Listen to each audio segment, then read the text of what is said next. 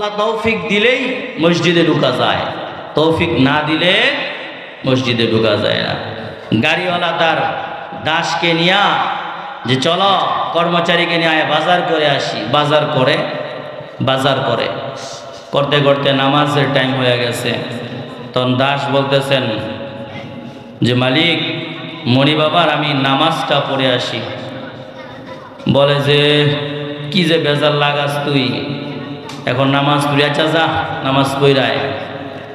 তো মণি অর্ডার দিছে, নামাজ পড়তে গেছে, মসজিদে নামাজ পড়া শুরু করছে। তো নামাজ পড়তে বেশি চাইতে বেশি 15 থেকে 20 মিনিটই লাগবো, 15 মিনিট আর 20 মিনিট আর বেশি লাগে না যদি একেবারে সব পড়ে। আর আমাদের যেই নামাজ, তো 15-20 মিনিট হয়ে গেছে, কিন্তু কর্মচারী তো নামাজ শেষ করে আর আসে না। এই যাও রিক্সাওয়ালা ভাই, কি হয়েছে বুঝলাম না, তো তুমি এখানে বসো, আমি আসতেছি। দেখি তো আমার কর্মচারীটা দাসটা কি করতেছে, এখনো পর্যন্ত নামাজ পড়ে সে আসতেছে না, তার জন্য বাড়িতে যাইতে পারি না। যা দেখে নামাজই পড়ে, সুবহানাল্লাহ বলেন, এখনো পর্যন্ত নামাজ পড়ে। ডাক দিয়া বলেন, ও নামাজ শেষ হয়েছে, সালাম ফিরাইছে, এরপরে বসে আছে। মনিব ডাক দিছে, এই বেটা, তোর নামাজ কি এখনো শেষ হয় নাই? তুই কতক্ষণ হয়ে গেছে আসছো, এখনো পর্যন্ত যাইতেছ না? দাস ডাইকা বলেন, মনিব, আমাকে তো আসতে দেওয়া হচ্ছে না। আল্লাহু আকবার বলেন। কি বল, তুই হইলি আমার কর্মচারী, আমি হইলাম এলাকার নেতা। আমি এলাকার নেতা, আর আমার কর্মচারীকে এখানে কে ধরে রাখছে, তোর আসতে দেয় না? সাহস কার, এত বড় সাহস? দাস বলে, মনিব ডাক দিয়া বলতেছেন, মনিব, আমাকে আসতে দেওয়া হচ্ছে না। যেই আল্লাহ, যেই মালিক আপনাকে মসজিদে ঢুকতে দেয় না, সেই আল্লাহ আমাকে মসজিদ থেকে বের হতে দেয় না। আল্লাহু আকবার বলেন। কারণ আল্লাহ তো প্রতিটা বান্দাকে আল্লাহর শান্তির ঘরের দিকে ডাকেন। আল্লাহ কোরআনুল কারীমের মধ্যে বারবার ডেকে বলেন, আল্লাহু ইয়াদউ ইলা দারিস সালাম,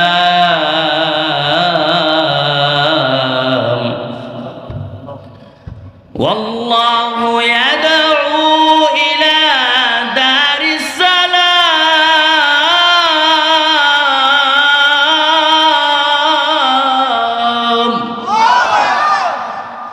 আল্লাহ বলেন, আমি আল্লাহ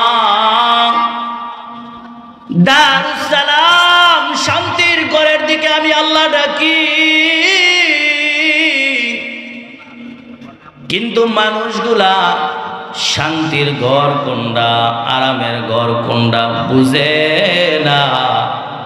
তার কাজটাকেই বুঝে, ভাবছে ক্ষেতের মধ্যে যদি রৌদ্রের মধ্যে থাকিয়া ক্ষেতটা নিরাইয়া শেষ করা যায়, ওটাই মনে হয় শান্তি। কিন্তু আমার আল্লাহ বলেন, ওটার চাইতে শান্তি, আরো বড় শান্তি আমি আল্লাহ দুনিয়ার মধ্যে একটা ঘর দিয়েছি গো, যেই ঘরটার মধ্যে আমি আল্লাহ শান্তি রাখছি, দারুস সালাম।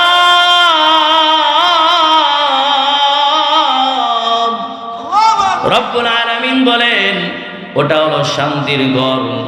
আমি ঘরের মধ্যে ওই দরজায় ডাকি।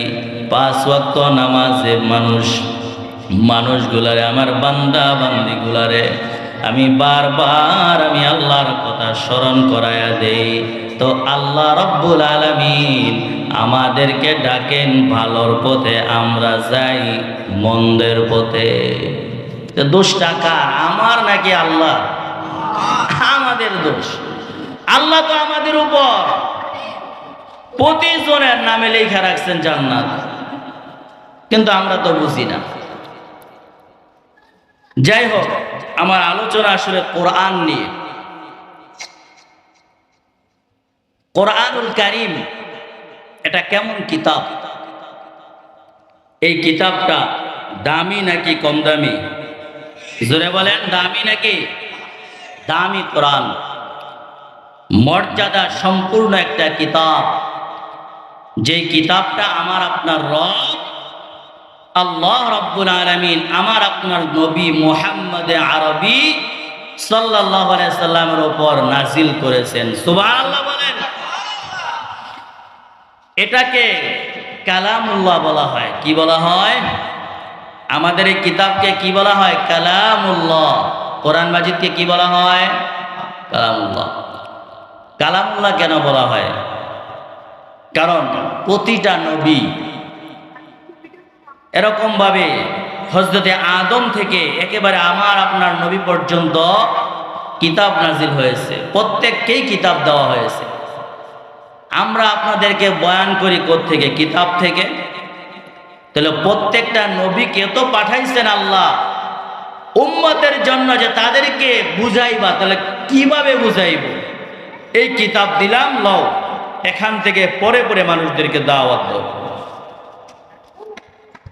নবী মুসা আলাইহিস সালাতু ওয়াস সালামের উপর তাওরাত কিতাব নাজিল হয়েছে। আল্লাহ ডাইকা বলেন, মুসা তুর পারে আসো।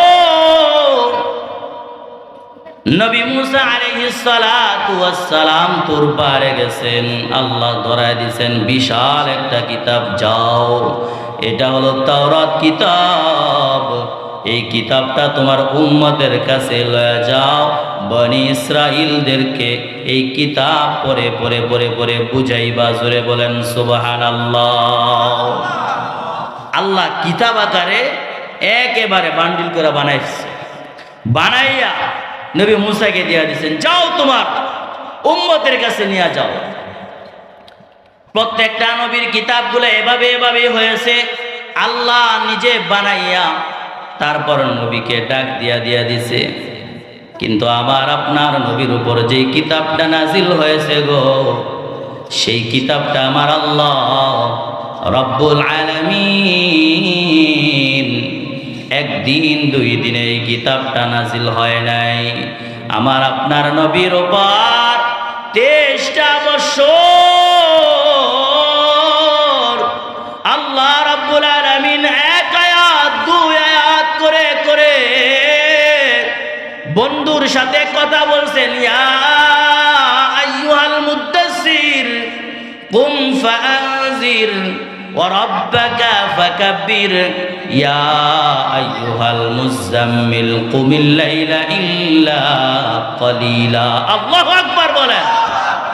বন্ধুর সাথে মোহাব্বতের কথা বলছে, আর ওই যে কথাগুলা মোহাব্বতের কথা, বন্ধুকে আগের ঘটনাগুলা শুনাইছে। আমি নবী মুসার সাথে কি কি ঘটনা ঘটছে, নবী ঈসার সাথে কি কি ঘটনা ঘটছে, নবী আদমের সাথে কি কি ঘটনা ঘটছে, বন্ধু আপনি শুনেন, আপনাকে আমি শুনাইব। এই ঘটনাগুলা, এই হুকুম আহকামগুলা আল্লাহ নবীর সাথে বলেছেন, কথা বলেছেন। এই কথাগুলা আল্লাহ রব্বুল আলামিন কালামুল্লাহ করে আমাদের সামনে কোরআন মাজিদ করে পাঠায় দিছে। আল্লাহু আকবার বলেন। তাইলে বুঝা গেল এগুলা কিতাব না, এটা হলো কালামুল্লাহ। জোরে বলেন কি? কেন? কারণ এগুলো আল্লাহর কথা। কয় মুমিন আল্লাহর সাথে কথা বলবে কিভাবে? মুমিনের মেরাজ কখন হয়? আসসালাতু মিরাজুল মুমিনিন। নামাজের মধ্যে মুমিন যখন দাঁড়াইয়া পড়তে থাকে আলহামদুলিল্লাহি রাব্বিল আলামিন, এভাবে যখন পড়তেছে আমার আল্লাহ রাব্বুল আলামিন ডাইকা বলেন, এই যে মুমিন বান্দা, তুই যেরকম নামাজে দাঁড়ায় আমার কালামুল্লাহ পড়ো রে, এই কালামুল্লাহ পড়ার মাধ্যমে আমি আল্লাহর সাথে কথা হইতেছে। আল্লাহু আকবার। এই কালামুল্লাহর দাম আছে নাকি নাই? জোরে বলেন, আছে নাকি নাই? এই কালামুল্লাহর কেমন দামি, কোরআন কেমন দামি কিতাব। আল্লাহ রাব্বুল আলামিন কোরআনুল কারীমের দ্বিতীয় সূরা সূরাতুল বাকারায় বলেন, আলিফ লাম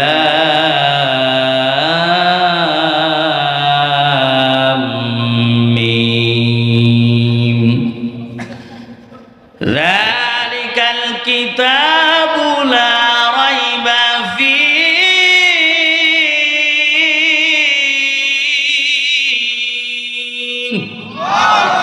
রব্বুল আলামিন ডাইকা বলেন, জালিকাল কিতাব, এটা কেমন দামি কিতাব। বান্দা শুনে, এটা হইল ওই কিতাব, লা রাইবা ফি, যেই কিতাবটার মধ্যে কোনো ভুল নাই, ভুল নাই। ভুল থাকবে তো দূরের কথা, সন্দেহ নাই। সুবহানাল্লাহ বলে। আমরা দুনিয়ার কিতাবওয়ালাদেরকে দেখি, কিতাবটা লেখা প্রথম লেখা দে, যদি আমার কিতাবের মধ্যে লেখার মধ্যে কোনো ভুল ভ্রান্তি হয়ে থাকে তাহলে কিন্তু আপনারা আমারে মাফ করে দিয়েন, ভুলগুলা শুধরায় দিয়েন। আমার ভুল হয়েই যেতে পারে, কিন্তু আল্লাহ কোরআনুল কারীমের মধ্যে চ্যালেঞ্জ করে দিলেন, চ্যালেঞ্জ করে দিলেন। এই কোরআনটা এমন দামি কোরআন, এই কোরআনটা এমন দামি কোরআন, যেই কোরআনের মধ্যে কোনো ভুল নাই। ভুল তো থাকবে দূরের কথা, এটা কোনো সন্দেহ নাই যে ভুল হবে, এটার সন্দেহ নাই। ভুল হতে পারে এরকমটাও নাই, কারণ এটা হলো কালামুল্লাহ, এটা হলো বাল হুয়া কুরআন মাজিদ, এটা হলো কোরআন মাজিদ। এমন একটা কোরআন যেই কোরআনের মধ্যে কোনো ভুল নাই। রব্বুল আলামিন এই কোরআনের দাম বুঝাইতে গিয়ে আরেক আয়াতের মধ্যে বলেন, ওয়া ইন কুনতুম ফি রাইবিম মিম্মা নাযালনা আলা আবদিনা ফাতু বিসূরাতিম মিন মিসলিহি ওয়াদউ শুহাদাআকুম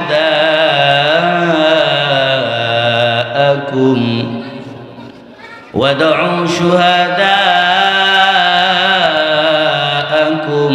من دون الله إن كنتم صادقين।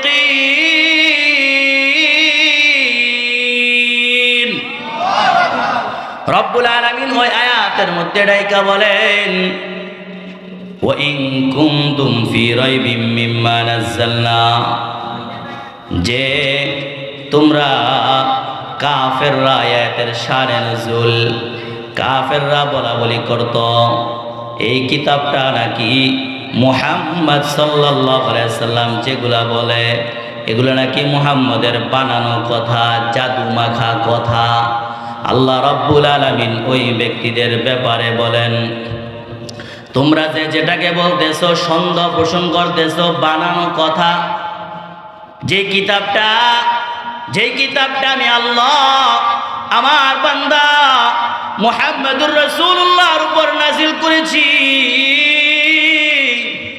ওই কিতাবটার ব্যাপারে যে তোমরা সন্দেহ পোষণ করো, তোমাদের সন্দেহ দূর করার জন্য আমার আল্লাহ রাব্বুল আলামিন আয়াত নাযিল করছেন, ফাতু বিসূরাতিম মিন মিসলি, তোমরা যে সন্দেহ পোষণ করো এই কিতাবটা মুহাম্মদ নিজ থেকে, তার এরকমভাবে কাব্য আকারে সে নিজ থেকে বানায় বানায় বলে, নিজ থেকে নাকি এরকম বলে সে নাকি জাদুকর। আমি আল্লাহ চ্যালেঞ্জ করে দিলাম ফাতু বিসূরাতিম মিন মিসলি। আচ্ছা ঠিক আছে, তোমাদের কথা বিশ্বাস করলাম, যাও। আল্লাহ বলেন ঠিক আছে, যদি তোমরা এমনটাই ধারণা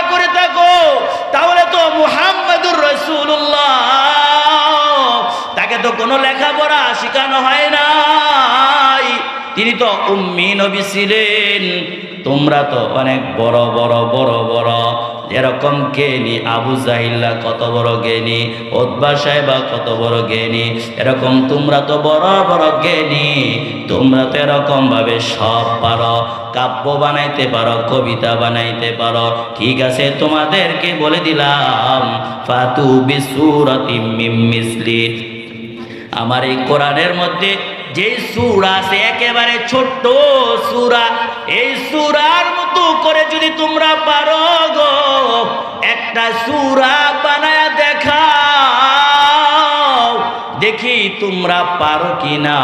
তোমরা তো বলতেছো পারার কথা, যেহেতু তোমরা বলতেছো এগুলা মুহাম্মদ বানায়, মুহাম্মদ তো বানাইতে পারলে তোমরা আরো বেশি পারবা, কারণ তোমরা জ্ঞানী ছিলা। এজন্য আল্লাহ চ্যালেঞ্জ ছুঁড়ে দিলেন।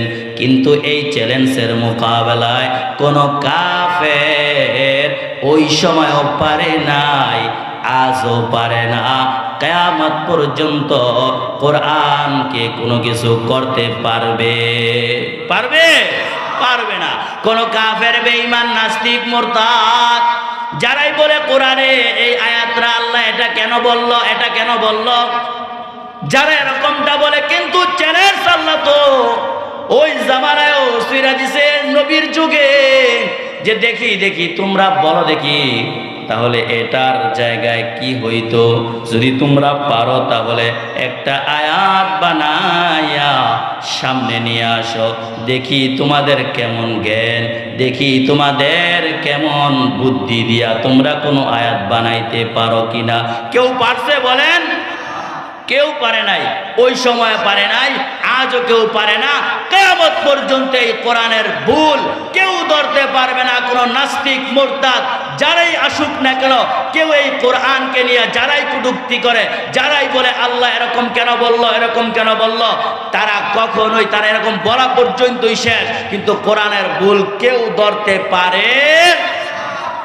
কারণ এই কোরআন তো দামি কোরআন। এই কোরআন কার কথা বলেন? কার কথা? আল্লাহর কথা। এটার ভুল ধরবে কিভাবে? এরকম যে হবে এই দুনিয়ায়, এই জামানায় যে এরকম হবে, এই কথা আল্লাহ আগেই তো বলে দিয়েছেন। কারণ এই কোরআন তো একটা মুজিজা সম্পূর্ণ কিতাব, মুজিজা সম্পূর্ণ কিতাব, যে কিতাব পড়লে পরে কাফের পর্যন্ত মুসলমান হয়ে যায়। আল্লাহু আকবার বলেন। এই কিতাব তোমরা ভুল ধরতে পারবে না, এটা আল্লাহ নিজেই ওই সময় বলে দিয়েছেন, ফাইল্লাম তাফআলু ওয়া লান তাফআলু, তোমরা পারবা না, ওয়া লান তাফআলু, আরে কিছুতেই পারবা না, পারবা না তো পারবা না, কিছুতেই পারবা না। আল্লাহ বলেন ফাত্তাকুন নারাল্লাতী, আল্লাহ রাব্বুল আলামিন বলেন তোমরা তো পারবা না, পারবা না, কিছুতেই পারবা না। যদি ভালো হতে চাও তাহলে আমি রব্বুল আলামিনের জাহান্নামের আযাবকে ভয় করো। ফাত্তাকুন নার, জাহান্নামের আগুন কোন আগুন? আল্লাতী ওয়াকুদুহান নাসু ওয়াল হিজারা, যেই জাহান্নামের আগুনটাকে, যেটার জ্বালানি হবে মানুষ আর পাথর, এই মানুষ আর পাথর দিয়া যেই জাহান্নামের আগুন জ্বালানো হবে, সেই জাহান্নামের আগুনকে তোমরা ভয় করো। যদি ভয় করো তাহলেই বাইসা গেলা, কারণ এটা আমি আল্লাহ জাহান্নামকে বানাইছি উইদ্দাত লিল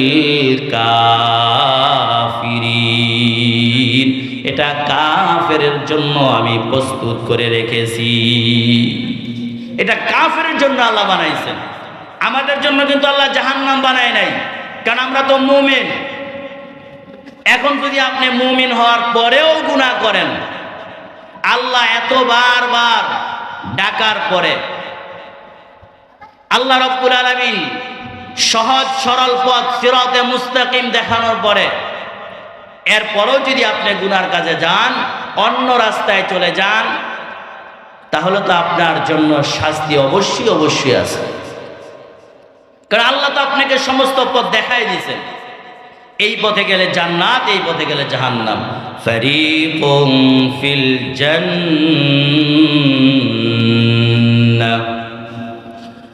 ফারিকুম ফিল জান্নাতি ওয়া ফারিকুম ফিস সাঈর।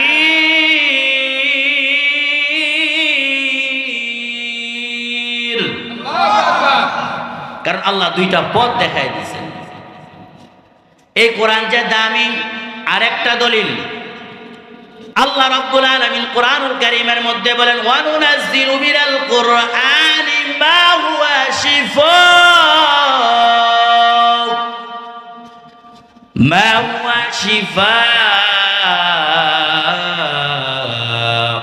ওয়া রাহমাতুল লিল মুমিনিন।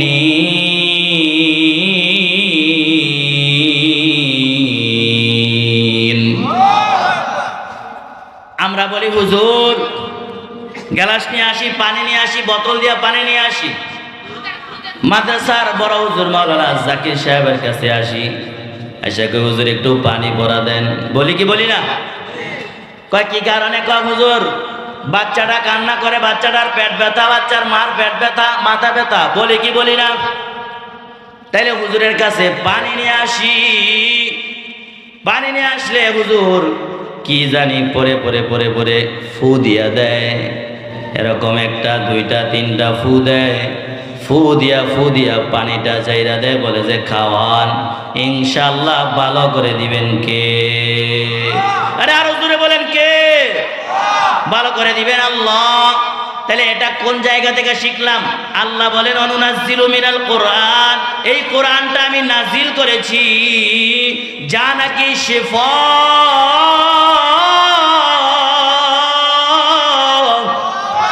এটা হলো শেফা। কার জন্য? মুমিনের জন্য শেফা ওয়া রাহমা, এবং রহমত। আমরা ভাবি, চিন্তা করি হুজুর কি দিয়া জানি জানলো। ছোট সময় আমাদের দাদু যখন ছিল, দাদু আমরা দাদারে দাদু কইতাম। তো দাদুর কাছে বলি, দাদু আমাদের মাথা ব্যথা করে, অথবা এখানে ব্যথা পাইছি, এমনি বলতাম, ছোট মানুষ ডং কইরা বলতাম, বাহানা কইরা বলতাম। দাদু কয় দিকে আয় যাইরা দেই, তার একটু জার ফুক কইরা দেই। দাদু দুষ্টামি করত। তো তিনি বলতো, আগার যারা বগার যারা, হিচ্ছা আগে সরা সরা, মুরগা আগে দই, এমন যারা যাইরা দিলাম, আমার যারা সে একটা বাড়ি মেরে কইতো ঠিক হয়েছে। তার কথা হয় ঠিক হয়ে গেছে, বললাম ঠিক হয়ে গেছে। তেরম একটা ভাব নিত যে বলতে হইতো হ্যাঁ ঠিক হয়ে গেছে। তো হুজুর কিন্তু এগুলা বইরা জানে না। হুজুর পরে আল কোরআন, কোরআনুল কারীমের মধ্যে আল্লাহ একটা সূরা নাযিল করেছেন, সূরাতুশ শিফা। আমরা জানি না সূরাতুশ শিফা কোনটা? আরে সূরাতুশ শিফা মানে সূরাতুল ফাতিহা, আলহামদুলিল্লাহি রাব্বিল আলামিন। এরকম কোন বান্দা আসেননি, সৌভাগ্যবান বান্দা আছে নাকি সূরা ফাতিহা পারে না? হাত তোলেন দেখি, কেউ আছেন এরকম? সূরা ফাতিহা পারেন না এরকম আছেন নাকি? সূরা ফাতিহা আলহামদুলিল্লাহ পারেন না? কেউ হুশ হারাই হাত তুলে ফেলছে। আল্লাহ মাফ করো। তাহলে সূরা ফাতিহা পারে, তাহলে এরকম সৌভাগ্যবান ব্যক্তি নাই যারা সূরা ফাতিহা পারে না। এটা কি সৌভাগ্যবান নাকি? সৌভাগ্যবান না, পোড়া কপাইল্লা যে সূরা ফাতিহা এখনো পারে না। এত বড় বিশাল মাদ্রাসা, সম্মানদি মাদ্রাসা, মাশাআল্লাহ, কত ছাত্র হাফেজে কোরআন হয়ে বের হচ্ছে। এই যে হাফেজ ছাত্রদের পাগড়ি প্রদান উপলক্ষে আজকের ওয়াজ, প্রতি বছর পাগড়ি প্রদান করা হয়। আপনারা এত বড় এক নিয়ামত পাইয়া যদি এলাকার মানুষ সূরাগুলা সহি করতে না পারেন, তাহলে আপনাদের মতো পোড়া কপাইল্লা আর মনে হয় নাই না? চান কপাইল্লা, পোড়া কপাইল্লা, এই পোড়া কপাইল্লার মানুষ হবে না। মাদ্রাসায় আসবেন, হুজুরে বলবেন হুজুর আমি সূরা গিলাস ঠিক করব, একটা ছাত্র দিয়া দেন। হুজুর দেখবেন একটা ছাত্র দিয়া দিছে, ঠিক আছে, এই যা ওনাকে সূরা ফাতিহাটা সঠিক করাও, সহিভাবে পড়াও। বেশি না, মাত্র সূরা ফাতিহা নিয়ে যদি 5টা সূরা ঠিকভাবে পড়া যায়, তাহলে আপনার পুরা জিন্দেগিটার মধ্যে আপনি 5 ওয়াক্ত নামাজ সহিভাবে পড়ে যেতে পারবেন। ঠিক কিনা বলেন? 5টা সূরা ফাতিহা নিয়ে, কারণ চার রাকাত নামাজে 4টা সূরা মিলাইতে হয়, আর সব রাকাতে তো সূরা ফাতিহাই। সূরা ফাতিহা নিয়ে খুব সুন্দর বয়ান আছে, তো সেই বয়ান তো এখন করব না। তাইলে সূরাতুল শিফা, সূরাতুল ফাতিহা, এটা যদি আপনিও বিশ্বাসের সাথে আস্থার সাথে সহিভাবে পড়ে 7 বার করে পানির মধ্যে ফু দিয়া নেন, আর যদি আস্থা রাখেন আল্লাহ আপনি আমাকে সুস্থ করবেন, আল্লাহ সুস্থ করে দিবেন। কে সুস্থ করবেন? হুজুর তাইলে আর ডাক্তারের কাছে যাবো কি করতে? 700 টাকা 1000 টাকা ভিজিট দিয়া, ঠিক না? না, এটাও যাইতে হবে, এটা তো সুন্নত। রাসূল বলছেন কি ওষুধ খাওয়া সুন্নত বলছে না? রোগের জন্য আপনার ওষুধ খেতে হবে, কিন্তু প্রাথমিক চিকিৎসা আপনার হবে কোরআন দিয়া।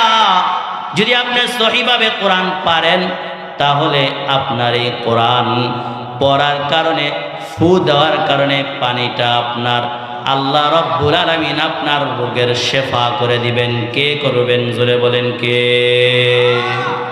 তাইলে আল্লাহ বলেন এটা হলো দামি কোরআন, এটা হলো মুজিজা সম্পূর্ণ কোরআন।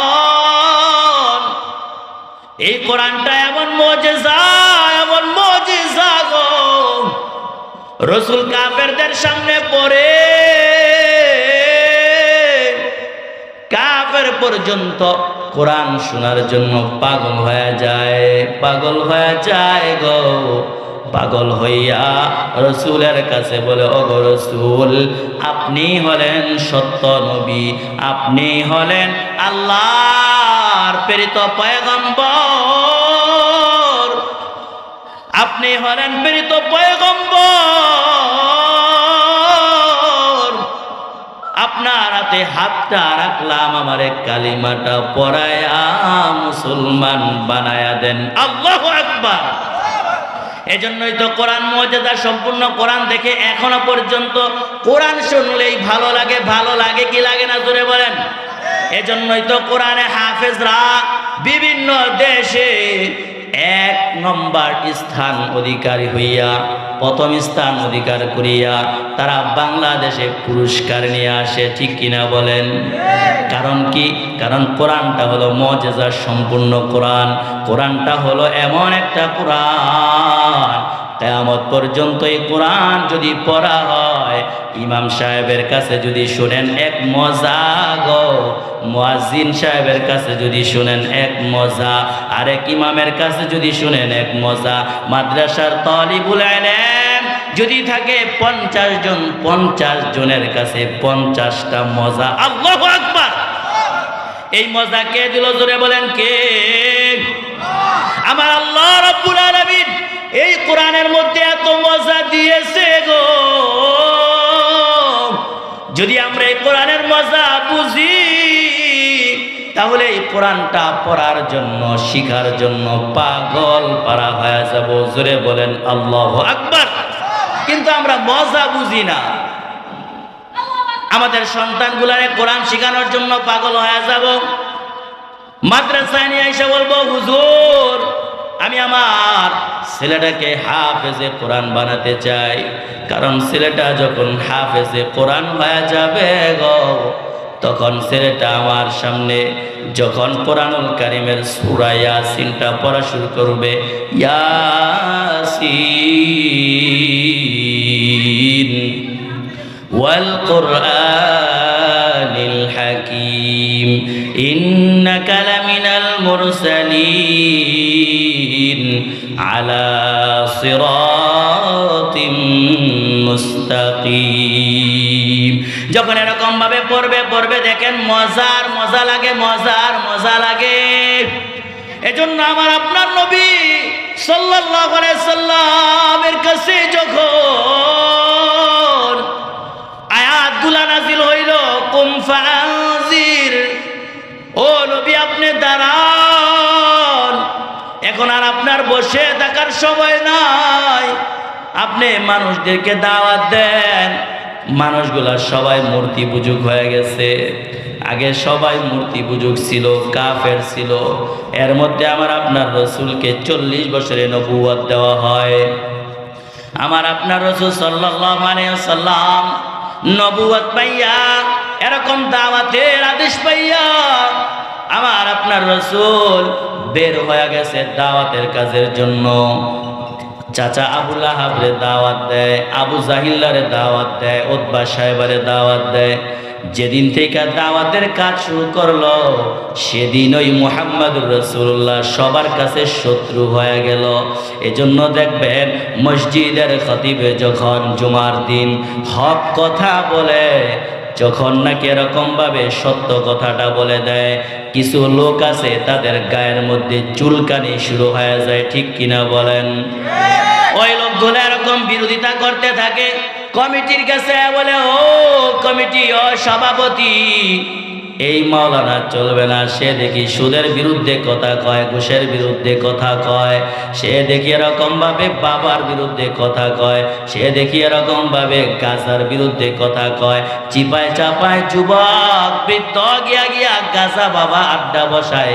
এই আড্ডার কথা যখন বলে দেয় তখন হুজুরের বিরুদ্ধে লেগে যাওয়ার মতো লোক আপনাদের এলাকায় আছে নাকি নাই? জোরে আওয়াজ দিয়া কন, আছে? আরে আছে নাকি বলেন? শুধু আপনাদের এলাকায় নাই, পুরা বাংলাদেশের অবস্থাই খারাপ। চিপায় চাপায় তাকায় দেখি যুবক, আবার তাকায় দেখি কিছু কিছু দাড়ি পাকা মুরব্বিও দেখা যায়। আছে নাকি নাই? আল্লাহ মাফ করো, সবাই বলে আমিন। আচ্ছা বাবা বলো দেখি, গাজা আর বাবা খাইয়া কোনো লাভ আছে নাকি নাই? আছে? কোনো লাভ নাই। নিজের জীবন শেষ, যৌবন শেষ। হে যুবক, তুমি গাজার পুটলা হাতে নিয়া এরকম ভাবে চোখে পাথরে দৌড়াও, কি লাভ? কোনো লাভ নাই। তুমি তো একদিন পাত্র হইবা, তোমার তো একদিন বিবি লাগবে। যখন তোমার জন্য মেয়ে দেখতে যাবে, বলবে ছেলেটা কি করে, বলবে এরকম এরকম ভালো কোনো কাজ করে। ওই এলাকার মানুষ যখন খবর নিতে আসবে, দোকানপাটে জিজ্ঞাসা করবে, বলে যে ঠিক আছে, ভালো একটা ছেলে পাইছেন, যেই ছেলেটা চোখের মধ্যে বসে বসে সারাদিন গাঁজা টানে। ঠিক কিনা বলেন? তাহলে কোনো লাভ আছে নাকি নাই? কোনো লাভ নাই, কোনো লাভ নাই। জীবন শেষ, যৌবন শেষ। আর বৃদ্ধ বাবাজি কিছু কি জানি টেনশন করে জানি না, তারাও দেখি এরকম তাদের সাথে ঘুরে। আল্লাহ তুমি আমাদের সকলকে মাফ করো, আমিন বলেন। আরে আরো জোরে বলেন আমিন। আচ্ছা, মনে হয় আপনাদের এলাকার মধ্যে নাই, রাগমাগ করেন না আমার সাথে। আমি অন্য এলাকার কথা বলছি। অন্য এলাকার মধ্যে এরকম বৃদ্ধদের কেউ দেখা যায়, এজন্য এটা বলছি, আপনাদের এলাকার মানুষদেরকে বলি নাই। আল্লাহ গো, আপনি আমাদের সবাইকে মাফ করে দেন, সবাই বলি আমিন। তো রাসূলুল্লাহ সাল্লাল্লাহু আলাইহি ওয়াসাল্লাম যখন হকের কথা বলে, মূর্তি পূজার বিরুদ্ধে কথা বলে, লাত উজ্জা নামে মূর্তি ছিল, সেগুলার বিরুদ্ধে কথা বলা শুরু হয়েছে।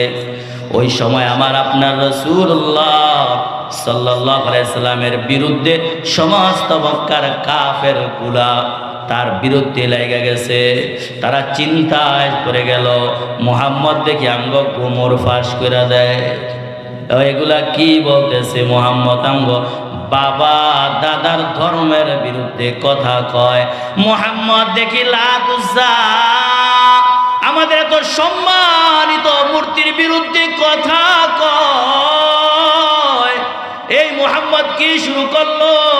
তাদের একটা পরামর্শগার ছিল, একটা গড় ছিল যেখানে পরামর্শ বসত কাফেরেরা। দারুন নাদওয়া নামক পরামর্শগারের মধ্যে বৈশা বৈশা পরামর্শ শুরু করলো, কি করা যায়, কি করা যায়। মুহাম্মদ সাল্লাল্লাহু আলাইহি সাল্লামকে কি করা যায়? একজন পরামর্শ দেয়, এই মুহাম্মদকে মেরে ফেলা দরকার। নাউজুবিল্লাহ বলেন, আরো জোরে বলেন নাউজুবিল্লাহ। আরেক দল কয় ওই বেটা মুহাম্মদ রে মারবি, হাশিমি বংশ রে, মোত্তালিবি বংশ, এত জোরদার বংশ, খবর কিন্তু লয়া ছাড়বো, এই কথা ভুলেও বলিস না, মুহাম্মদকে মারা যাবে না। কয় তাহলে কি করা যায়? কয় মুহাম্মদকে পরামর্শ দাও। কয় কে পরামর্শ দিবে মুহাম্মদকে কথার পেছে কে ফালাইবে? কয় মুহাম্মদকে কথার পেছে ফালানোর জন্য আমরা একটা পরামর্শ করি, আয় দেখি কে রকম আমাদের মধ্যে চালু আছে, পণ্ডিত আছে, যে নাকি পরামর্শ দিতে পারবে, ভালো মুহাম্মদকে বুঝাইতে পারবে, বুঝায়া শোনায়া আমাদের ধর্মে ফিরাইয়া নিয়ে আসবে। মুহাম্মদুর রাসূলুল্লাহ সাল্লাল্লাহু আলাইহি ওয়াসাল্লামকে বুঝানোর জন্য তারা নির্দিষ্ট করলো, সিলেক্ট করলো উতবা ইবনে রাবিয়া নামক এক কাফেরকে। কয় উতবা অনেক পণ্ডিত, তার এত বুদ্ধি, তার মাথার মধ্যে এত বুদ্ধি, কথার মধ্যে এত জাদু, মুহাম্মদকে জাদু ফালাইয়া দিবে, জাদুর মাখা কথা বলিয়া মুহাম্মদকে আকর্ষণ করায় আমার ধর্মে নিয়ে আসবে। নাউজুবিল্লাহ বলেন। উতবা ইবনে রাবিয়াকে পাঠাইলো, যাও, এই উতবা তুমি কথা আগে কিভাবে শুরু করবা? তুমি যদি মুহাম্মদকে আমাদের ধর্মে নিয়ে আসতে পারো তোমার জন্য মোটা, বুঝেন নাই, মোটা অঙ্কের কিছু আছে। এজন্য দেখবেন মোটা অঙ্কের কিছু দিয়া দিয়া কিছু আলেমদেরকেও কিনা ফেলে, তারা হক কথা বলে না, কারণ মোটা অঙ্কের দিছে, আছে নাকি নাই? এরকম বহু আছে, কারণ মোটা অঙ্কের দিলে তারা সব বইলা যায়। না না, এটা করা যাবে না, কারণ আল্লাহ বলছেন হকের কথা বলার জন্য। কে বলেছেন? আর আওয়াজ দিয়া বলেন কে? রব্বুল আলামিন। এরকম ভাবে যাই হোক, উতবা তিনি এরকম ভাবে সুন্দরভাবে মুহাম্মদুর রাসূলুল্লাহর কাছে গেছে। তার ঘরে গিয়া মুহাম্মদকে ডাকলো, গো মুহাম্মদ আসো, আমি তোমার সাথে কয়টা কথা বলার জন্য আসছি। ও চাচা, কি বলবেন বলেন? জি আমি ফ্রি আছি। তাহলে আমার কথা কয়টা মনোযোগ দিয়া শোনো। চাচা গো, ও বাতিজা, তুমি কি চাও? মুহাম্মদ বলো দেখি, তুমি কি নতুন ধর্মের আবির্ভাব নিয়ে আসছো? নতুন ধর্মের কথা বলছো, বুঝি না, এমন কি কথা বলো? ও মুহাম্মদ, তুমি কি আসলে এটা চাও নাকি অন্য কিছু চাও? তুমি এরকম ভাবে যদি বলো, ও চাচা আমি তোমাদের কাছ থেকে সম্পদ চাই, তাহলে তোমাকে আমরা পুরা বিশাল সম্পদশালী বানায়া দেব, পুরা মক্কার বড় ধনী বানায়া দেব। তুমি কি এটা চাও? নাকি তুমি সম্মান চাও? নাকি তুমি রাজত্ব চাও? যদি বলো মক্কার রাজত্ব চাই, তাহলে আমরা তোমাকে রাজা বানায়া দেব, সবাই তোমার প্রজা হয়ে ঘুরবো। তুমি যা বলো তা আমি শুনবো, আমরা সবাই শুনবো, পুরা মক্কার মানুষগুলা শুনবে। তুমি কি চাও?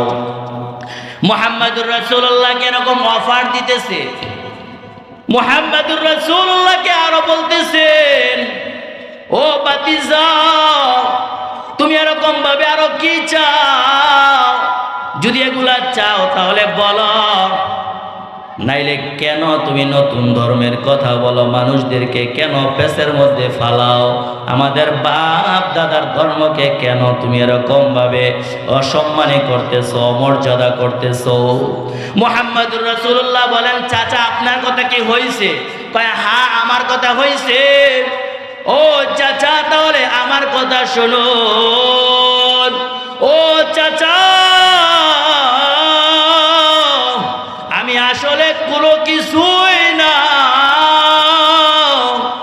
আমি যেই কথাগুলো আপনি বলছেন, সম্পদের কথা বলছেন, সম্মানের কথা বলছেন, আমি যদি আল্লাহর কাছে চাই সব কিছু আল্লাহ আমাকে দেয়া দিবে। কিন্তু না গো চাচা, না, আপনারা যেই পথে আছেন অবশ্যই এই পথটা ভুল পথ। এই পথটা আল্লাহর পথ না, রাসূলের পথ না। এই যে মূর্তির ইবাদত করেন, এই মূর্তিগুলা তো কিছুই করতে পারে না। কারণ এই মূর্তিগুলা খুব মাত্র একেবারে পাথরের। এখন তো মাটি দা বানায়, সময় পাথরেরও ছিল।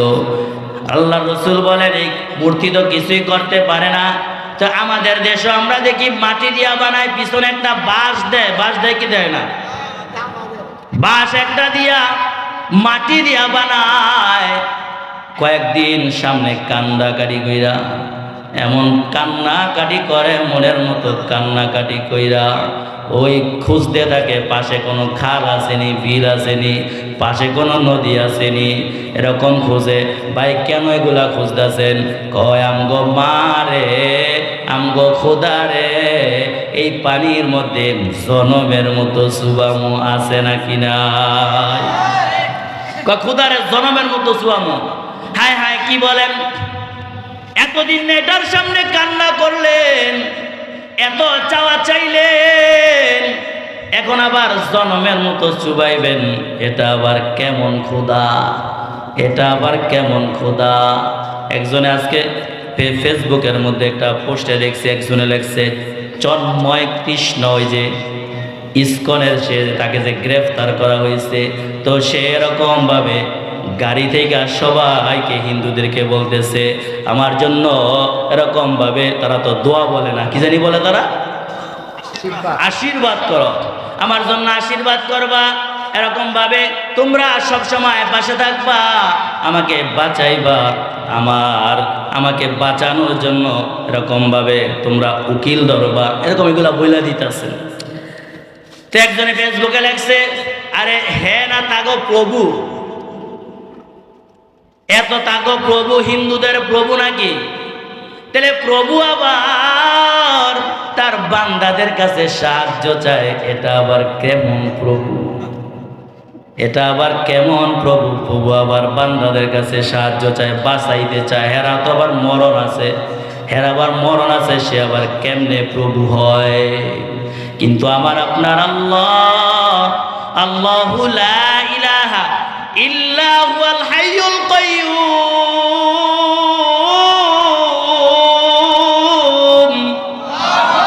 রব্বুল আলামিন বলেন আমি হাই, আমি কাইয়্যুম, আমি আল্লাহ হলাম চিরঞ্জীব, আমার মরণ নাই।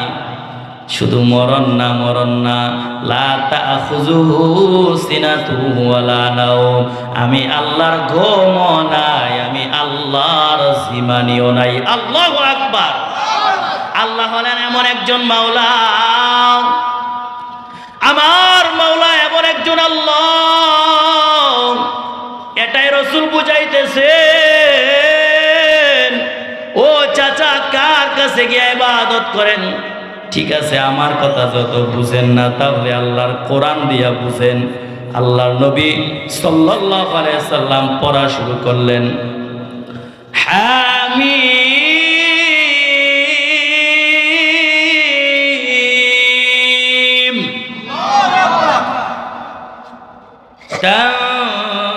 তানজিলুম মিনার রাহমানির রহিম।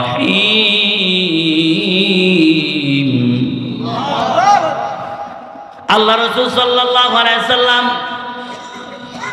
এই আয়াতগুলা, এই সূরাটা যখন পড়া শুরু করলো, সূরাটা পড়তেছে আরো দিক দিয়া উতবা ইবনে রাবিয়া পুরা সূরাটা শুনতেছে। সূরাটা যখন শেষ হইছে, রাসূল তাকায় দেখে গো উতবার চক্ষু দিয়া পানি ঝরঝর করে পড়তেছেন। আল্লাহু আকবার। তাহলে কোরআনের পাওয়ার আছে নাকি নাই? কোরআন মুআজিজা সম্পূর্ণ কিতাব। কারণ হইল এই কোরআন আল্লাহ রব্বুল আলামিনের পক্ষ থেকে এসেছে। রব্বুল আলামিন এই কোরআনটাকে মুআজিজা সম্পূর্ণ করে পাঠাইছেন। তাহলে এই কোরআন সবাই শিখবো তো ইনশাআল্লাহ, বাচ্চাদেরকে শিখাইবো তো ইনশাআল্লাহ। আল্লাহ আমাদের সকলকেই কোরআন নিজে শিখার এবং আমাদের সন্তানদেরকে শিখানোর তৌফিক দান করুক। সকলে বলে আমিন।